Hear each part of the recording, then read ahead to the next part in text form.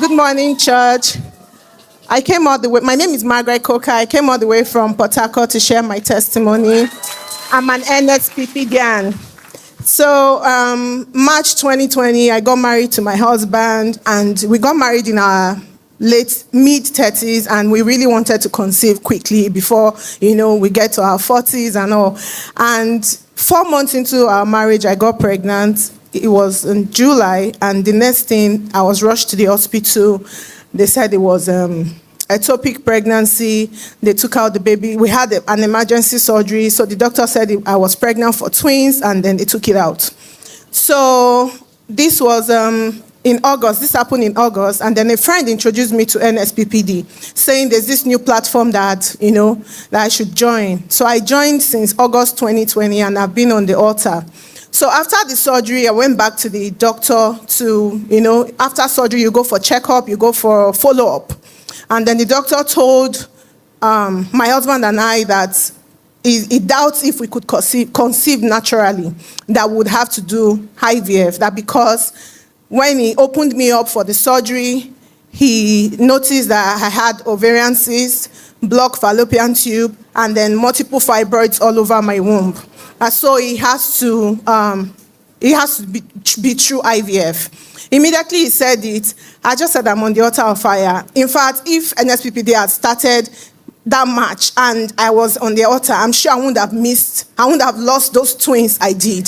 So I said, I'm on the altar of fire, nothing was going to happen. So I stayed, and I told my husband we should not do the IVF with that doctor, because he said even before we do the IVF, he would have to do multiple surgeries on me before he does that IVF. So we left, and then I said, let me go meet another doctor. My husband is, a believer of, if you're praying, you also have to walk towards it. You can't just sit and not do anything. And we are both in it, so I had to move with him.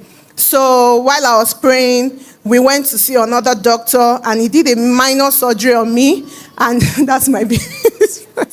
He did another minor surgery on me, and then he said, the doctor said, okay, with this minor surgery, we could go ahead with the IVF. So we did an IVF in 2021. It failed. Then he said, he's sorry.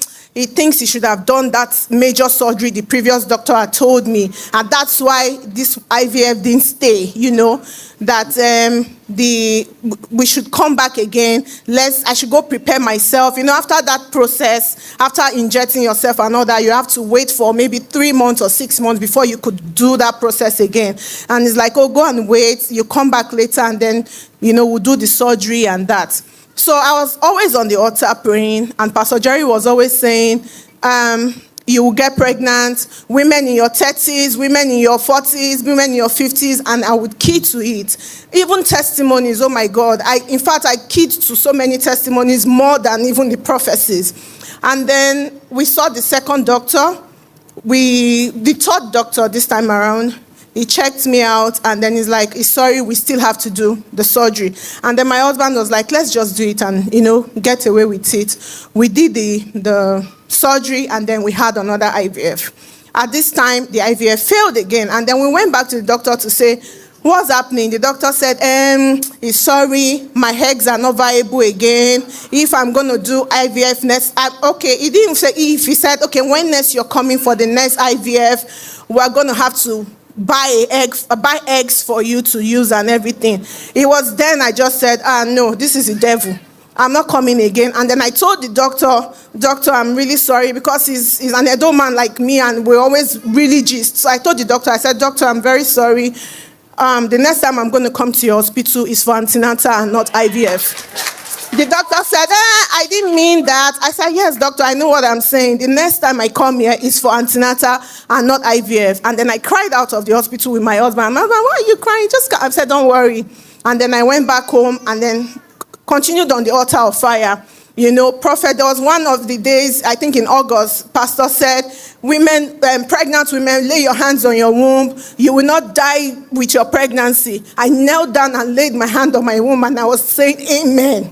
The next thing, pastor said, I can see you. You are not pregnant, but you put your hand on your womb. God is saying that you are pregnant already. And then I kid to it. And this was like in August. I didn't get pregnant until November, but I still didn't give up. I kept staying on the altar of fire. And every month after that prophecy, I would check my test strip.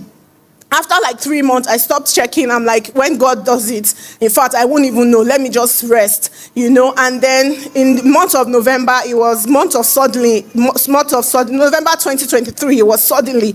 And then the last day of November, November 30th, I think it was after the prayers, it was during an offering or communion, I can't remember when, but pastor just kept saying, your November we end with evidence. So November we end, I even wrote everything down on it's too much. I can't read it. We won't leave here today if I read it. Your November we end with evidence. So your November we end with evidence. And I keyed to it. And immediately he said it. The Holy Spirit just said, Pastor just said your November we end with evidence. Go and carry your test strip and check. I'm like, I beg, I'm not checking. Okay, what will he do to you? Just checked. And I took my test strip. I went to check and I was pregnant. Oh my God.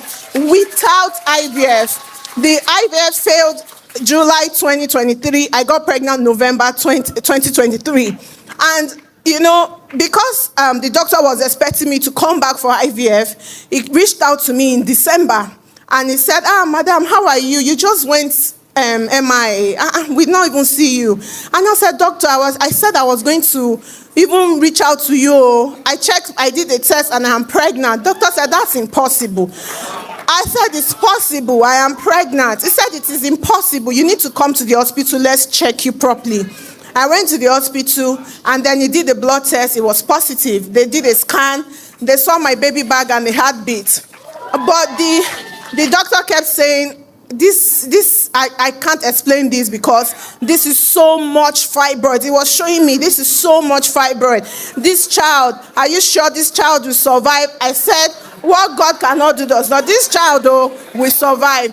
So over and over, he will tell me, don't announce it, just be calm.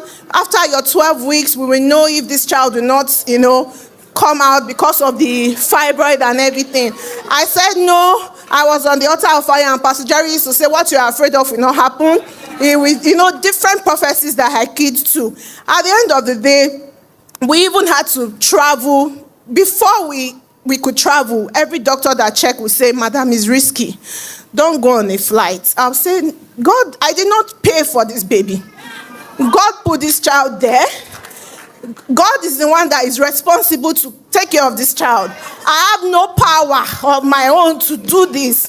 So that was my prophecy all the time. I kept saying, Pastor Jerry has said it, it's not my work. It is God's work. So I left. I just said I was going to travel and have this child. I'm not going to have her yet. Even though the doctors were saying, don't try it. You will lose. I will not lose this child. I went to the US. We had her. It was a C-section. When they opened me up, my mom was in the room. She could testify of the scare on the doctor's face. They were looking at each other, and I could see my mom's face, the way she was, afraid at the way they were staring. And then the doctors were like, it was so difficult. CS is supposed to be like 15 minutes, but it took over 45 minutes. It was a struggle to bring her out of my womb. They brought out a very big fibroid that was the same size as my child. And they brought her out at 36 weeks. She was so healthy, no complications, very healthy. That's my testimony.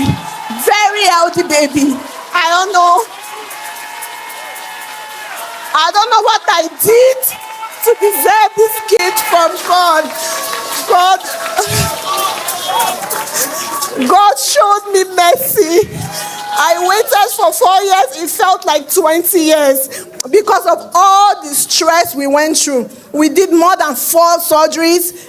The doctors had said no fallopian tube, ovarian cyst issues, multiple fibroid. I don't know how this child entered. I had no idea how this child entered.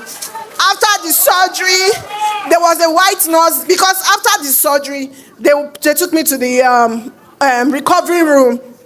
And it was like I was when you put somebody in a museum. Different nurses, different doctors were coming to check. They'll press on my belly. One white lady had to come to me and say, do you believe in God? I said, yes. She said, that explains it. That there's nothing. She's like, That explains it.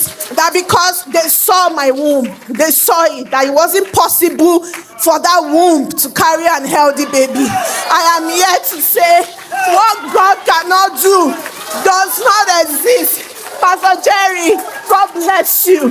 Pastor Okay, Pastor Goro, Mommy no, God bless you.